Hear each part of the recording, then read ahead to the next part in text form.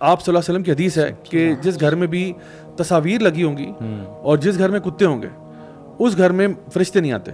अब आप बहस करें या जो मर्जी करें, नबी की हदीस है, बिल्कुल सही हदीस है।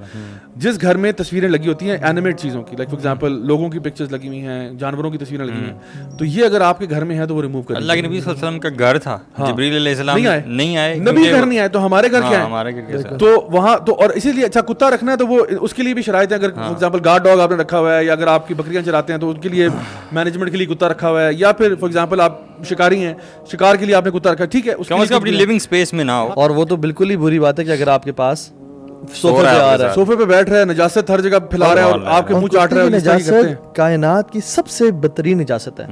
उसकी जो थूक है, किसी और चीज को 7 दफा धोने का नहीं कहा गया, और अव्वल और आखिर मिट्टी से नहीं कहा गया सवाए कुत्ते की नजासत के, उसमें जर्म जितने होते हैं साइंस अभी प्रूव करती है वो किस किस्म का वो गलीज होता है।